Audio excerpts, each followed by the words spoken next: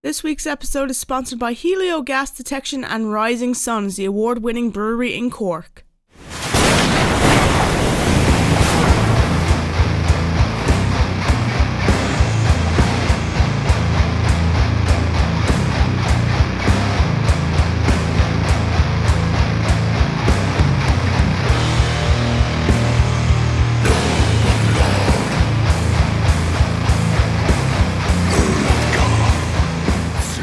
Hey everybody, this is Richie from the Metal Cell podcast. I'm delighted to announce a new guest on the show. It's Beithíoch. It's a solo project, I think formed in 2002 in Derry.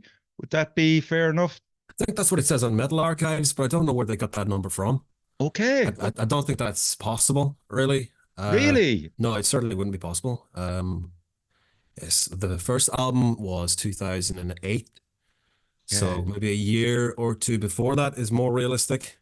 Right. So 2006 or 7. No, it is a great source of information, the Metal Archives. And I always wonder, is it obviously there's fans updating it, but I would say that bands would have an input into it as well, especially if stuff is kind of really fucking wrong in it.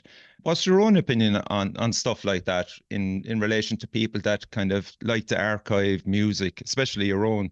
Bit of a mixed bag, because there's been, if you look on Metal Archives, you can see a few releases on there that are listed as, this one's listed as an album, one's listed as an EP, but really they were demos. Okay. And I'm not that happy with them. So for my sake, I would rather if they disappeared. Okay. For instance, the album Beithíoch that's on there, that really is a demo version of a later album I did called Ghosts of a World Long Forgotten. Okay, So I see that. much of the tracks are the same from that album to that album, but so it's really just a demo, and it wasn't very well recorded, and the handful of people that did get to listen to it weren't, were as disappointed as I was with it, shall we say. Okay, so this is my point then. So if you could actually get in there and change it yourself, would you be able to do that? I suppose I could. I'm kind of a Luddite. I've never really thought about doing that, but Yeah. I put the idea in my head.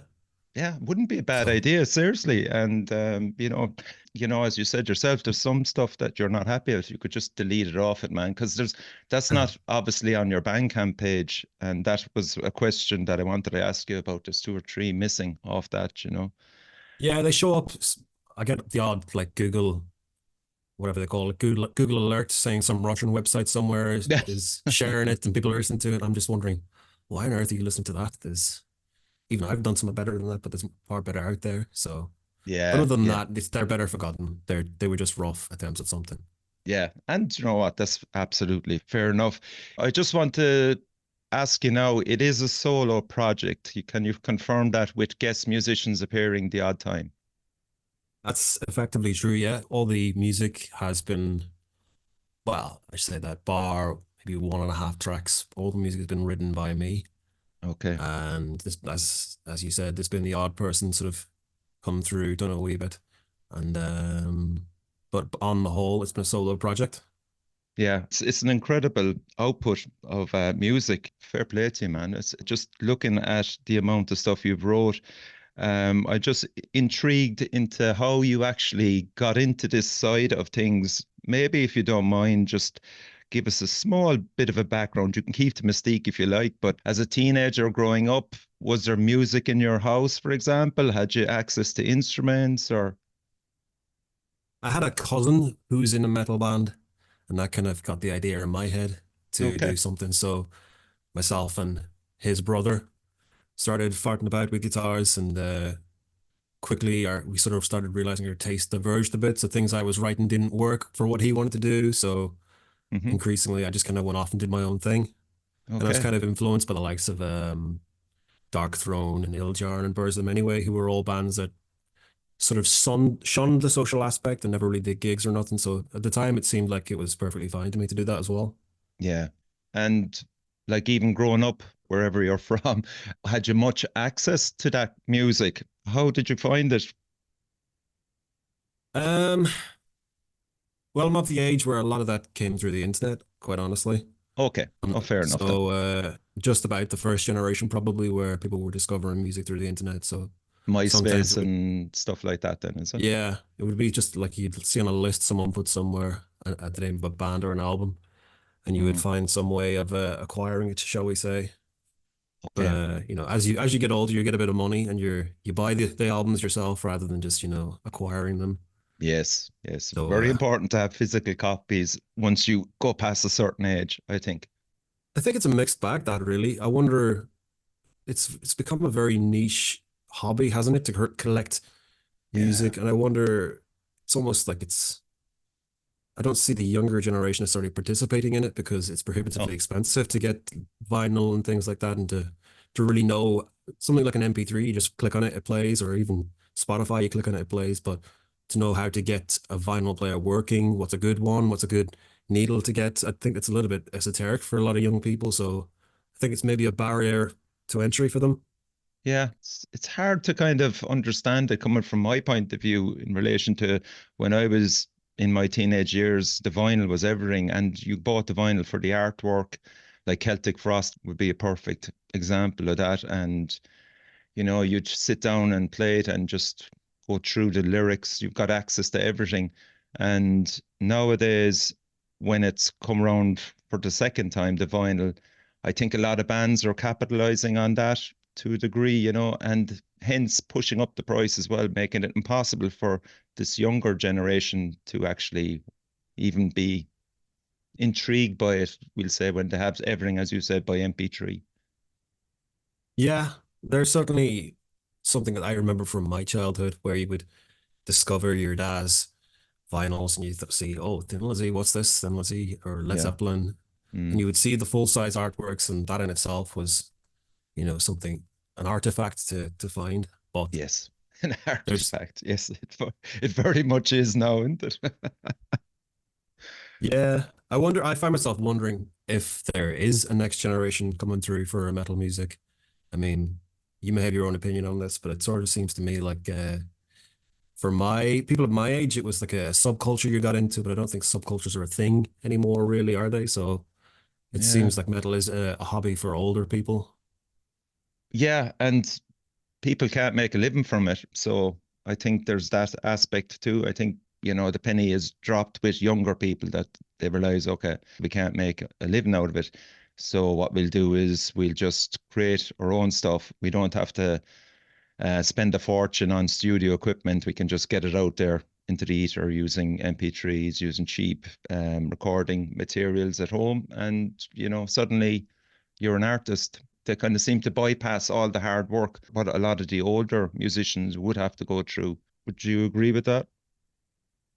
I would say so. I feel like that's maybe a bit harsh on the younger ones, but I think how do I put this? I don't know, my head's gone blank. I think the metal perhaps has a bit of an issue in that I think there might be in a generation or so's time the lack of continuity there. I think the audience might start falling away. I Hmm. mean, I'm not a big attender of gigs, if I'm Okay. completely honest, but when I do see videos people put up from gigs, or I do see the kind of people online that are talking about metal music, it seems to have become a thing for older people.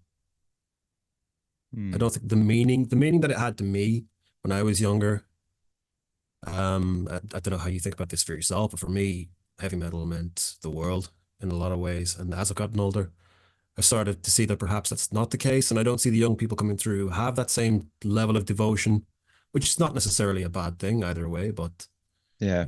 I wonder what is the replacement for them. I feel like Yeah. for my generation, belief in something like a subculture was a replacement for the loss of things like religion, kind of Yeah. meaning through that sort of medium. Yeah. We were And certainly more fanatical. Definitely.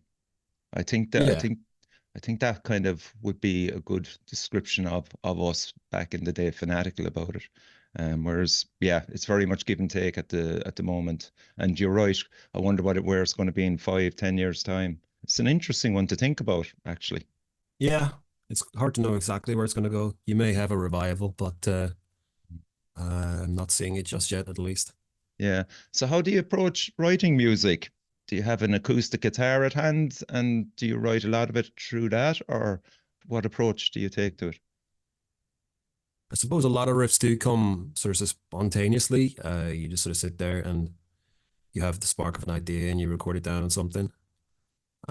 Is it an acoustic by any chance, or do you actually plug in and use electric to write? It used to be that I would plug in to write, but increasingly it's just a case of you grab the electric guitar and you Okay. play about with it and you get the chance, but it's never plugged in, you know. It's Yeah. sort of Okay. old things from your life, so it's start taking over as you get older, really, don't they? So you take whatever chance you can to play, and then ideas appear and stack up for as much as a decade sometimes in my case. The thing I've been working on recently, I've been farting about with the ideas for at least 10 years, some of the tracks. Oh, And really? just On Beowolf, is it? the thing that's I'm hoping to get out sometime this year. It's Oh, close to okay. being finished. And I've been Beowulf was actually really just a way to distract myself from how obsessive I was getting about that one, if I'm Right. honest. Okay. I decided instead of writing excessively complicated music, you know, like 10-minute plus tracks, just say F it and play something that sounds like Celtic Frost sped up. No. Okay. So, like you said yourself, since you released maybe Ashling Dorky came out in 2008, would that be right? Yep. Okay. So, as you moved through all the albums and releases, there is a sense of change as you growing older as a musician. And now, would you say yourself that you've moved more or less into death metal? Was that always the plan, or are you still transient in relation to where you are with your music? There's a little bit of an odd story in there in that I started off making very minimalist music, Mm-hmm. taking Dark Throne's simplest music and Iljarn as my cues, really. Effectively wanting Okay. to write noisy ambient music, I thought of it as. Yes. And then gradually I started making just actual ambient music and thought I was going to drop the metal stuff. And for a period, I had illusions of being a classical composer, and I sort of went away to do some studying and came out of that disillusioned. And Right. so from after that, I kind of applied the knowledge and the methods that I had to writing metal again, which sort of led me to writing slightly more complicated music and absorbing death metal as an influence, I think. Okay. That's interesting. I mean, where you are at the moment, then let's talk about that. Beowulf, congratulations on a fantastic EP, man. It was brilliant. It really was. And it had a good story. I always love a good story that runs through, say, an EP or an album. What drew you to Beowulf? Would you have a lot of interest in literature? Well, thank you very much, first of all. Glad you enjoyed it, honestly. Mm. Yeah, there's something, the Beowulf story has always kind of appealed to me since I was a kid. I remember when I was very young, there would be a substitute teacher who would come in and instead of having a lesson plan, would just tell the kids stories. And very clearly, I remember one of the stories he told was Beowulf. And so that's Okay. always stuck with me. But as soon as I wrote the music, the story that was coming to mind was Beowulf. Okay. And then as I came to be finishing it, I sort of started noticing that it was also the 10-year anniversary of Seamus Heaney's death. And Seamus Heaney, one of the most famous things he did besides his poetry was translate Beowulf. So I Ah, sort of returned to that and that's a started nice. taking a dairyman as well. So taking Yeah. inspiration from his view on the poem, and I started to see the ideas, literary ideas from that he took for his own poems. Because I was always never that great big of a fan of his own poems, but I started to see the sort of alliterative style and how it actually was. You could see it in his work too. Yeah, So I use that's that as interesting. an inspiration, and some of the other translations as well. And it just all kind of came together organically, really. Yeah, it's amazing because like Beowulf itself, like there was 30,000 lines of Anglo-Saxon poetry surviving in only four manuscripts, and four monks decided to copy this one. So we don't know if that was the best of its type in its time. Like Yeah, it's crazy, isn't it, just to think of it that way?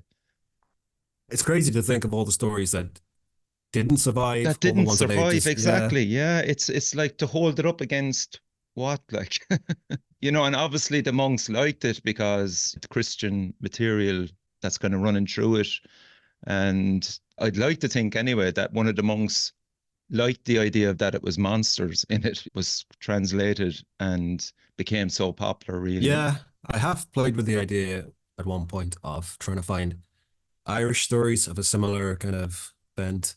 Even thinking, oh, what if you did the Cattle Raid of Cooley or something? But Mm, the similarity, I guess, there is that they're both obviously pagan stories that have been written down by Christians, and you wonder yeah. how much were they writing down the oral tradition as they got it, or how much were they inserting the Christian bits inside of it? Yeah, So, it's intriguing, isn't it? but yeah, it's basically, if you think about it, really, it's just a monster story. It's just a horror film. Long Yeah. before there were horror films, but there's Yeah. something about the human spirit that's always in there. Those kind of stories that I think appeals Mm. across the generations. Like I think even with Grendel, that's a lineage that goes back as far as Cain.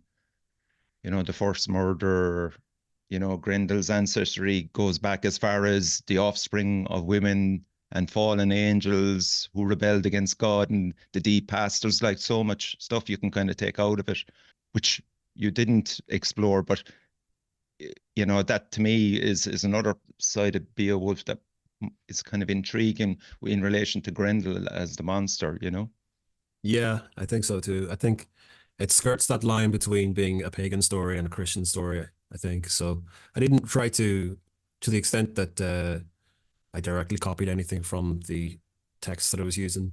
I didn't try and remove any of the Christian elements. So there is maybe, I Yeah. think off the top of my head, a reference to uh, purgatory or perdition, I think was the word I used. But so I didn't try and remove the Christian elements. I tried to keep it as authentic as possible in that respect. Hmm. So what we're going to do is we're going to play a track off it, and it's definitely my favorite track of it all. Headhunter, okay? Excellent.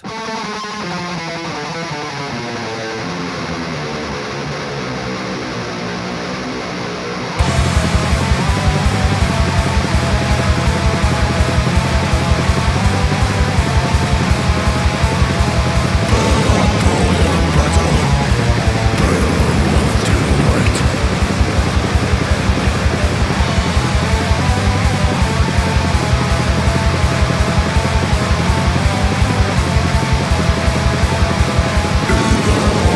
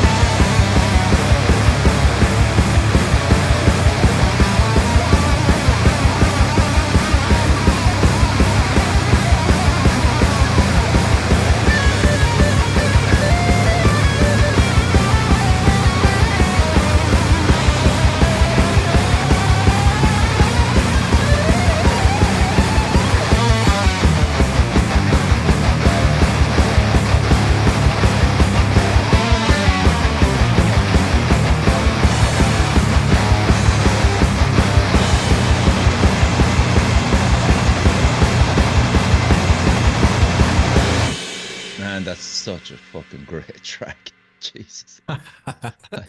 Thank you very much. Thank Oh, you.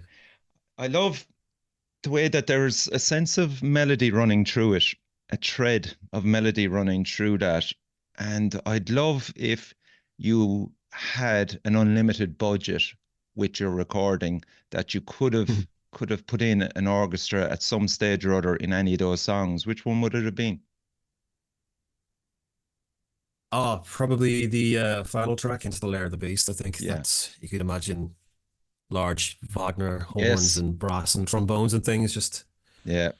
gigantic epic swells there, I think, if I could. Yeah, it would be fantastic. Yeah, great choice. I would have to agree. It's actually the second song that we're going to listen to later. Like when you look at maybe we'll say the likes of Celtic Frost, since we mentioned them earlier, and what they achieved with an orchestra. How close did you come? You did say you studied it for a while, but how close did you come to playing around with the idea of maybe getting in maybe 4 or 5 musicians who can do that, or because you could kind of replicate it all right in synths and stuff, but is that a conflict with you? It's, I have written for small orchestral ensembles before, like a chamber orchestra, Oh and wow. Okay. for piano and singer, things like that. But it's been a while, and I've written the odd bit of choral work that no one's ever seen or heard. Mm-hmm. Um, Do you find it fulfilling? it's challenging, certainly. I feel like you can say more, but the difficulty is trying to find the musicians to do it, Yeah. which was a big reason why I just went back to metal, to be honest. Okay. All I needed to make metal was my own self, basically, my guitar, Mm-hmm. my computer, my voice, just do it myself. Whereas with an orchestra, you're always relying on a commission, essentially, and an ensemble that's right for the piece that you've written. Yeah. Did you look into that at all? How Tom G. Warrior got these musicians? I don't think it's mentioned much in the history of Celtic Frost, how he went about it, Because certainly Switzerland is, it's hard to imagine there being a love for metal, first of all, and then for him to sell that concept, unless he went through the record label, maybe Noise or something. I think if you're on about to Megatherion, it probably was just through the label. Hmm. I know in more recent years, the Triptychon have done Oh, yeah. the Requiem piece, the name of which escapes me. So I think somewhere like Switzerland, they've cottoned on to the cultural value of metal in the same way that Norway has to an extent. Yes. So, someone like Dimmu Borgir obviously can get an orchestra if they ask for it, and there's the cultural support for it there. But I don't think obviously there's not that same sort of support in Ireland for that, or Northern Ireland, obviously. Yeah. So, I've even heard off the top of my head, Alan Averill's talked about he trying to get funding to get the band on tour and things from the Arts Council, and it's just not, they're not interested. Basically, there's not really the recognition of what the cultural value is. Yes, and that's a major problem, isn't it, for us as a metal scene? No matter how many talented musicians we've had through the years, it's just not acknowledged. They seem to just culturally, it's about the trad, really, isn't it? I think that's also where why perhaps it's never caught fire in Ireland in the same way. I mean, if I'm honest, I don't know how many world class metal bands Ireland has produced. Maybe per capita it produces above its weight, but it's only a small list you could think of, really. And I think there's a cultural element there in that music in Ireland is about the crack. So a band like Primordial, for instance, where I mean, a Primordial gig's obviously good crack, but it's gloomy music. It's offensive music sometimes, and that's not what music's about in Irish culture. Irish culture's about, having a pint and Yeah. someone playing a fiddle in the corner, essentially. Yeah, fuck's sake. I know. It's head wrecking. Been through it too many times, actually. Let's talk about the rhythm section in all your music. Has it changed much throughout the years with better technology, or what's your opinion on it?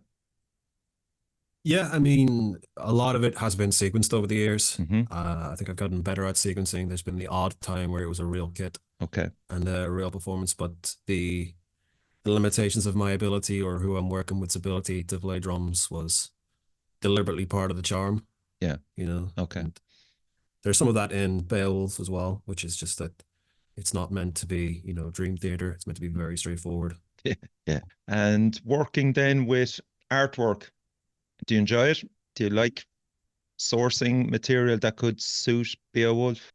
Well, for Beowulf, the image came from a book from the early 1900s, I think. Okay. I think it's a collection of folklore and sort of kids' stories, essentially, from the British Isles.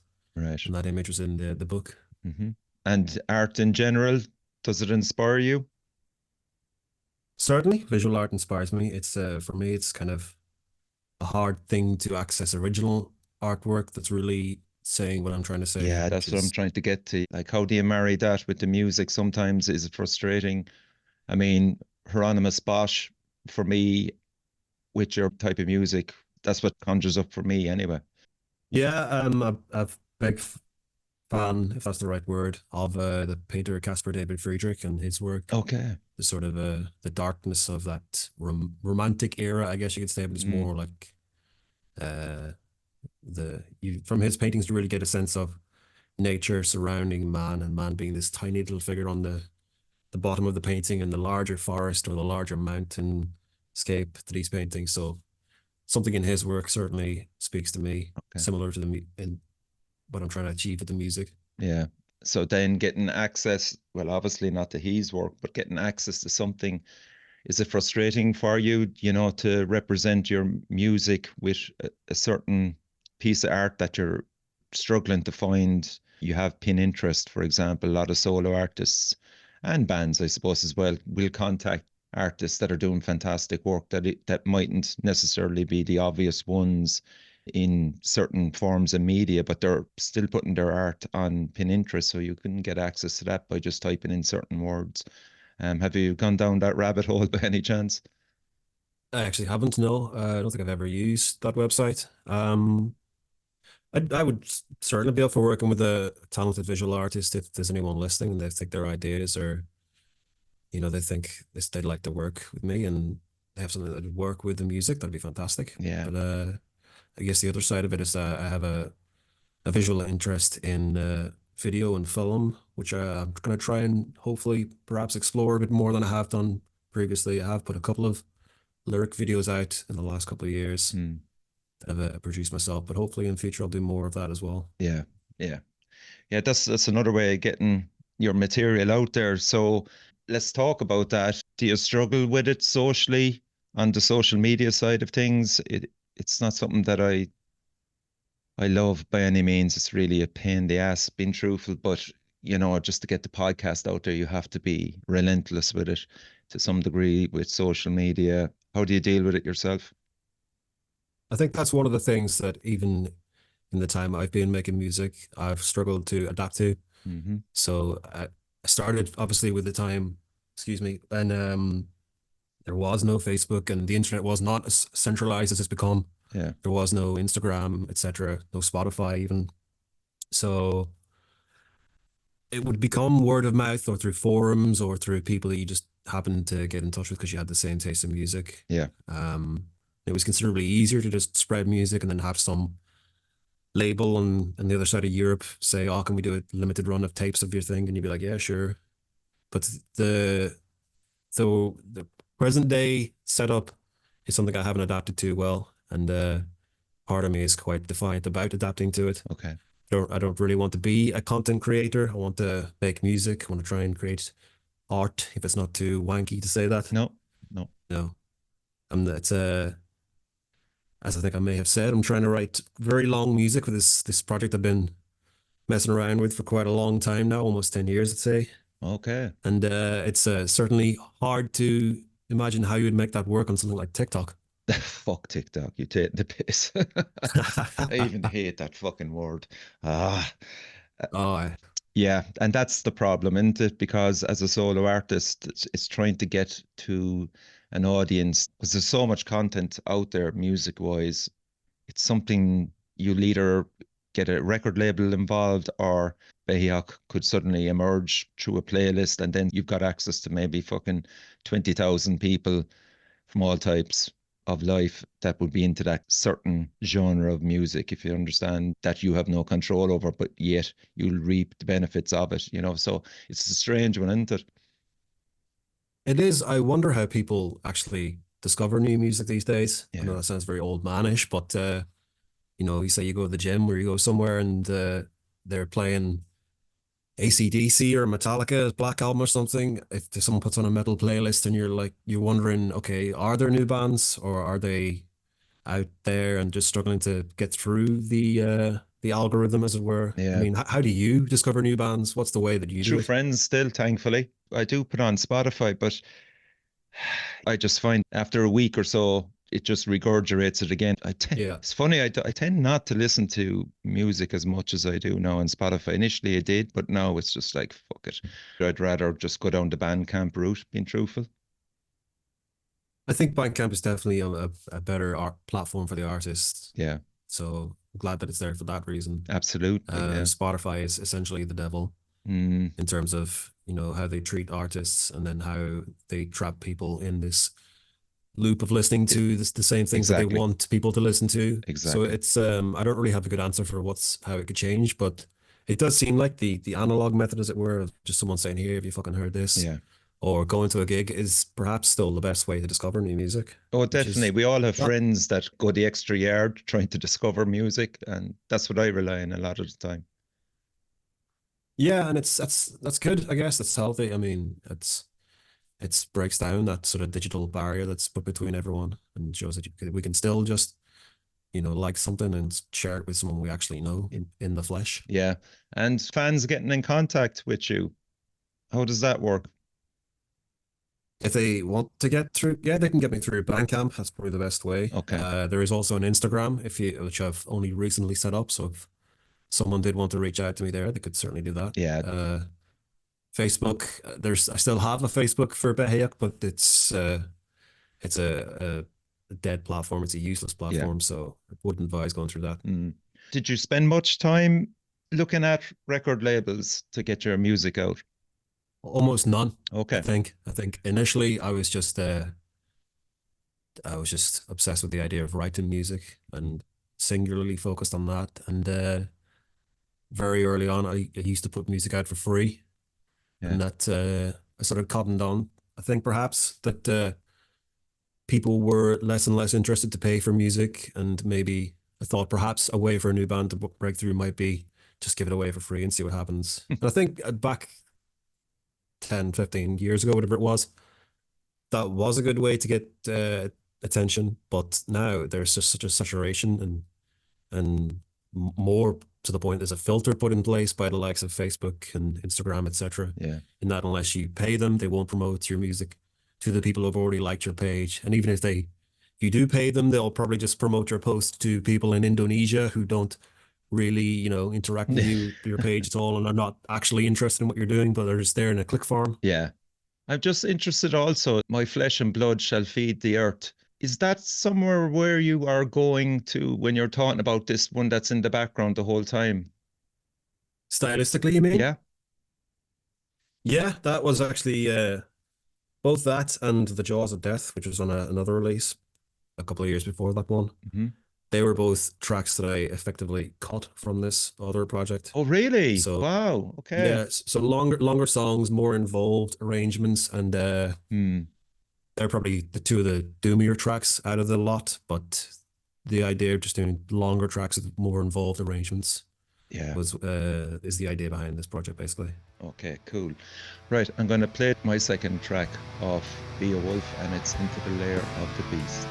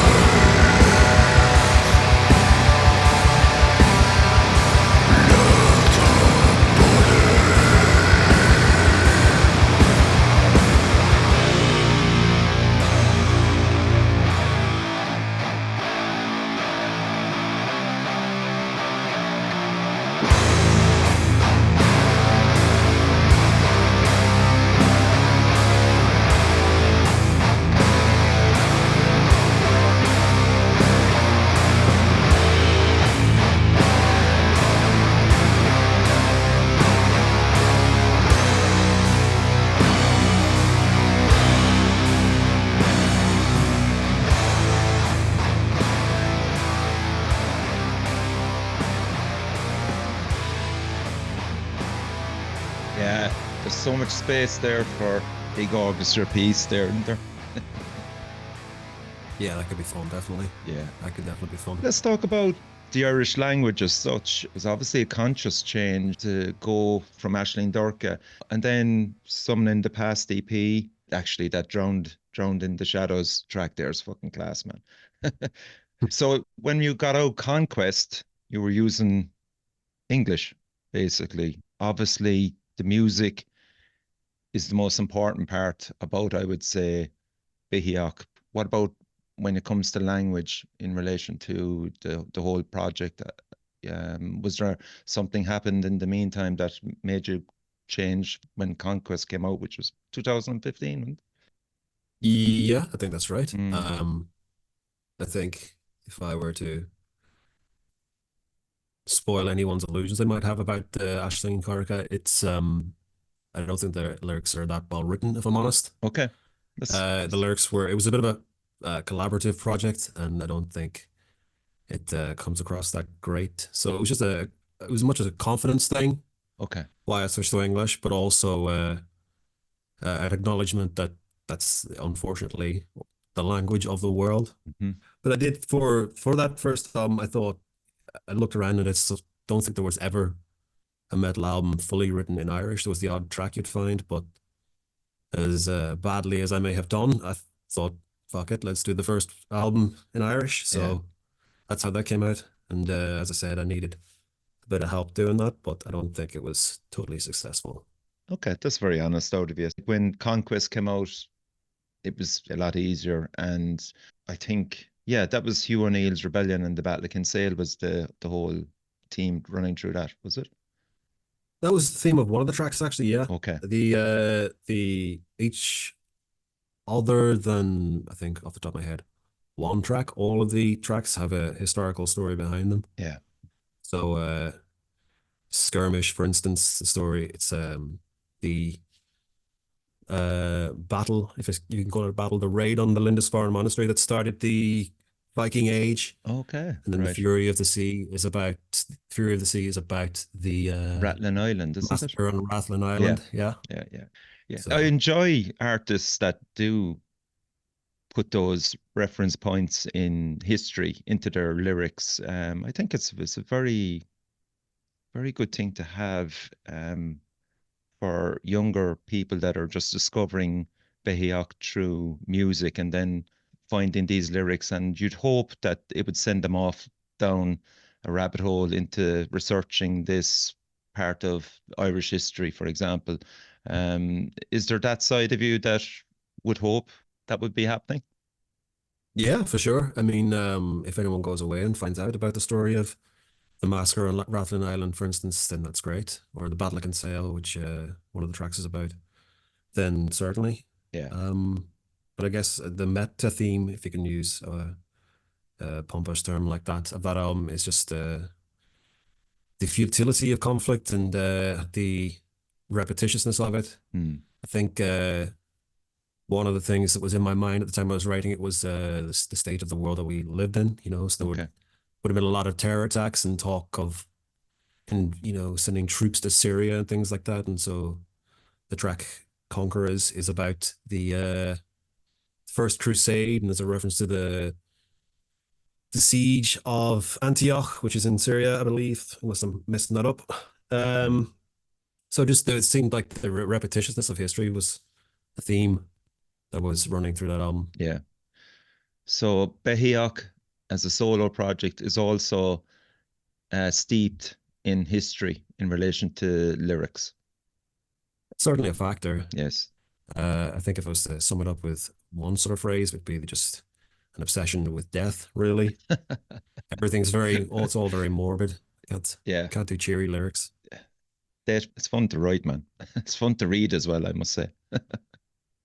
It's cathartic, at least, I think. There you go. And I was going to get to that with you. Music as a form for yourself, it's an expression, obviously, but the fact that you're sharing it, you're creating it, and you're putting it out there, you're sharing it with people that when they do find you, you would hope would really get into it and be really as passionate as what you're putting out there through the music. like as you said, it's cathartic for yourself, but you're sharing it, and it's a fantastic form of music that you're doing. So, does it make you happy, for example? Um, I don't know, man. I have to say I'm happy about this kind of music. You To are. You just keep certainly are. keep a grim exterior, aren't you? And no, I think it's I think death is terrifying, quite very frankly, and sadly we're all gonna go that way. Mm, And if music can be the sort of comfort or the thing that helps us understand our mortality and our place in history, as it were, yeah. then fantastic. I think that's always been part of a lot of human cultures. I think, if you think of something like keening, which is not done very much anymore, but this sort of emotional musical outpouring at a funeral that Yeah. was part of Irish culture and is still just about part of Irish culture in some places. Yeah. There's something about death and music that it's kind of inseparable. Mm, yeah. With Beowolf, inspirational characters. Okay, they're monsters and stuff like that. But again, it's the music that's pushing it for the listener, first of all. And then you'd hope that the listener then will just try and figure out what the story is behind it. And it goes right back to primitive times when you sit around the campfire and you sing.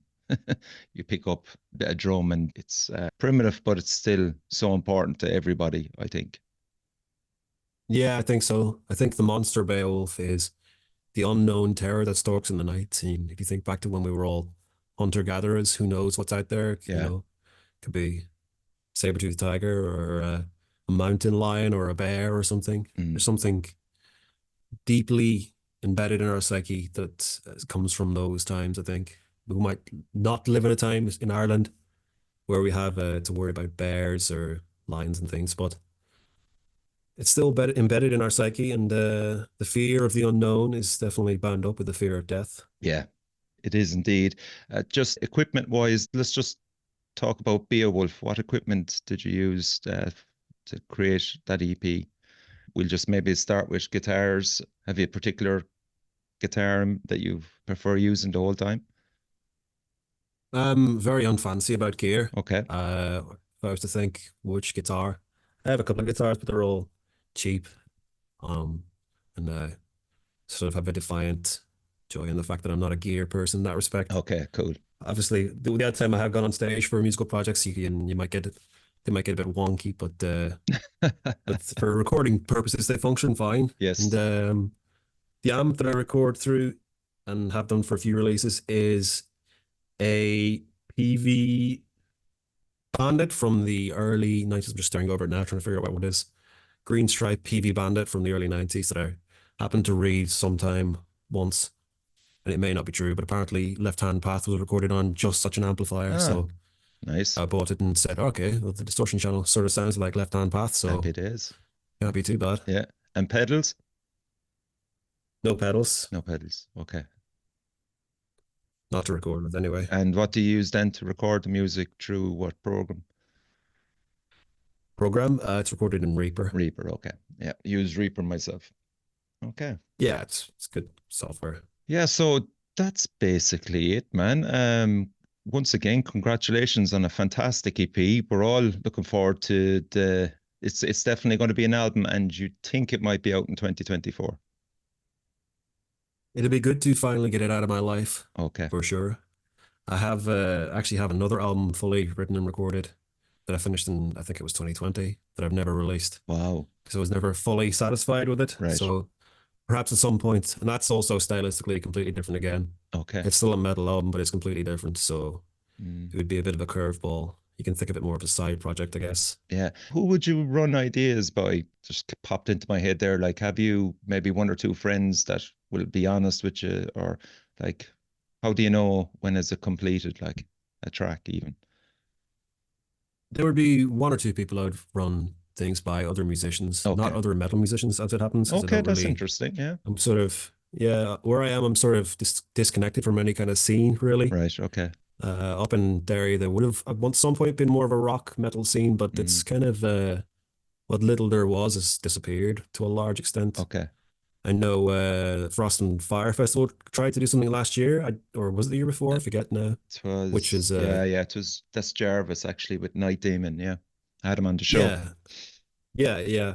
I haven't met him, but I'm aware he's up here and trying to do good stuff. So it's always welcomed, you know. Yeah. But it's a kind of a quiet place for a metal scene. So you bounce there's not many ideas other- off non-metal musicians, then, really. Yeah, Well, that's cool. a couple of them. Nice. That's handy to know. It's often a thing that a lot of musicians will come on the show, like they take it to the nth degree and they just get overwhelmed by it, or they'll put it out, or they're waiting for other bandmates to put their twopence worth, you know. So that's the best thing about a solo artist. You don't really have to answer to nobody. Yeah, the downside of that is that if you don't have the pressure of other musicians or deadline or something, then you can always end up like I have and just obsess over something for far too long and not just say it's done and get rid of it. Yeah. Move on. Yeah. So that's brilliant, man. Thanks for taking the time to come on the show. Beithíoch. Thank you very much. It's been very good. Yeah. And listen, congratulations again on Beowolf. It was a great release in 2023. And I wish you nothing but success in 2024 in relation to getting stuff out there and increasing the audience for this music. You're doing God's work, as they say, or the devil's work. Which would be the one you prefer? Okay, either. We'll take either. Yeah. Thank you very much. The devil writes the best music, as they say. I don't know about that. You got to say J.S. Bach was devoted to the Lord, and his music's just insanely brilliant. That's actually a good comparison. Yeah, very good. That's it, folks. You were listening to Beithíoch. Again, thanks for taking the time for coming on the show. Check out all his stuff. It's up on Bandcamp. Some great music there. So get lost in it and keep an eye on his Instagram page, we'll say. So he will be updating you, or Beithíoch will definitely give you a push as well in the right direction. That'd be excellent. Thank you. Okay, so that's it, folks. And crucially, support your local metal scene.